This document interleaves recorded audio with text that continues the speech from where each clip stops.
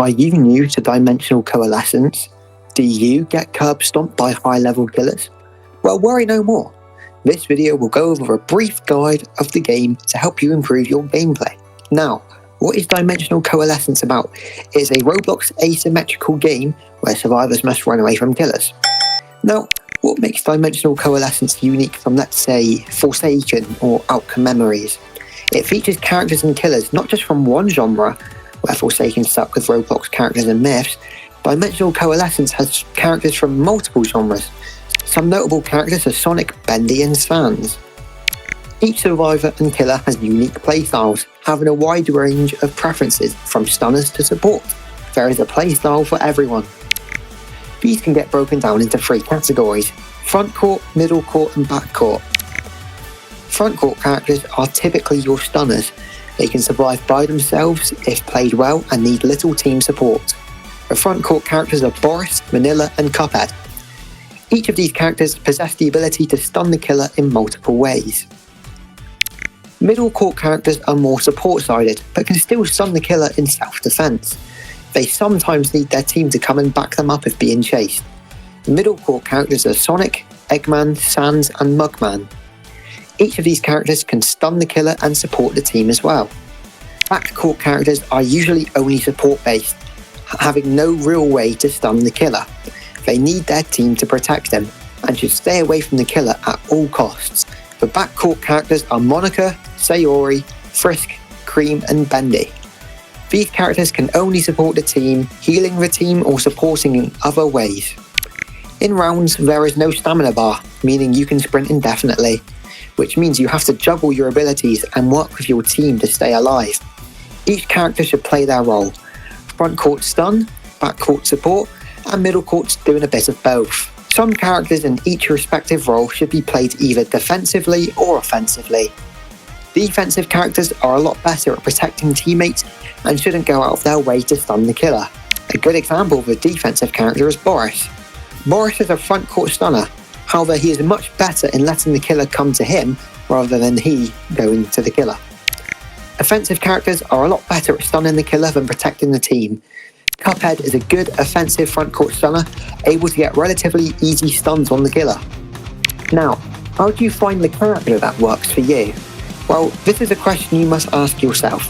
If you struggle to find a definitive answer, try and play each character at least once, then pick the character which you enjoyed the most. Now, if you like putting the pressure onto the killer, play a front court. Now, if you want to support the team, play a back court. And if you can't decide between the both, play a middle court. I won't get into each character specifically in this video. I'll be making dedicated guides for each character in the future. Each character has different abilities from each other, some more range-based while others need to be up close and personal. How long do I need to survive for? Look at the top of the screen to see the timer. The timer will differ based on how many survivors spawned in, so more survivors equals more time. At 1 minute 20, an escape ring will spawn somewhere on the map. There are usually around 3 spawns for it per map, but it can only spawn at one location. For around 20 seconds, the ring will appear white. You cannot enter it during this period. However, after 20 seconds have passed, it will become green and you can enter it to escape and survive the round.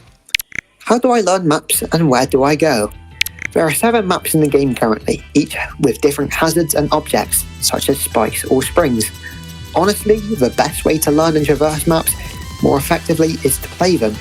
If you're new, stick with your teammates until you gain a basic understanding of said map. What happens when I lose all HP? In your first life, each character has 100 HP, besides Vanilla, who has 120. If you lose all your HP, you will enter a down state, where you will slowly lose blood and can only crawl around. The quicker you are revived, the more HP you will have entering your second life. If you lose all your HP again, you will officially die. You can return as a minion to aid the killer if you wish to do so. What happens when I'm the last survivor alive? If all other survivors die before the ring spawns, whether this be 1 minute 21 seconds or 5 minutes left, the timer will either increase or decrease to around 2 minutes and 6 seconds. Depending on which survivor you are, a special solo theme will play for each character respectively. You are not given extra HP, and neither the killer or survivor know where each other are. However, Frisk does get some changes when they are solo, but I will get to that with my specific character guide. If you are the last survivor standing when the ring is active, the timer will not increase. It's either get killed or escape at this point, so do everything you can to stay alive. Wait, I'm killer next. Who do I pick? You are officially the killer. There are 3 options to pick: Vortex, Yuri, and Chara. Vortex is a quite complex killer, seeming easy to play, but in reality is the easiest killer to curb stomp with a good set of survivors. He can use many strategies to win. He's very good at closing the distance between survivors, having good vertical and horizontal mobility. He has the highest M1 damage, dealing 40 damage to each survivor, meaning he can free shot everyone. However, he has some shortcomings. As stated above, he can get curb stomped by experienced survivors, and his abilities can be avoided. Only play Vortex if you have a solid understanding of the game. Yuri is a more simple rushdown killer, able to keep the pressure up on survivors. She can deal high damage relatively quickly. She has a good passive that lets you deal more damage to survivors who do not press the pop-ups in time. However, she can be stopped by survivors grouping up, and is rather weak against certain characters such as Boris and Sonic. Yuri by far is the easiest killer to pick up and play, having a very simple moveset. Chara is arguably the most complex killer. They can be described as a ramp-up killer, getting stronger the more damage they do with their M1, starting off at 20 and potentially reaching 9,999,999. Thanks, Google. Their abilities favour mobility and stopping survivors from getting away. However, they can again be stopped by survivors grouping up and has no real way to crowd control. Chara is not recommended for new players, but they can be incredibly strong in the right hands. Now that is a basic guide for this game. Practice does make perfect, so playing the game more and more will make you better at it over time. Now, I want to thank you for watching to the very end, and like I mentioned a few times, I'll be making guides for each character specifically and how to play them effectively. If you like this video, feel free to subscribe. It's free.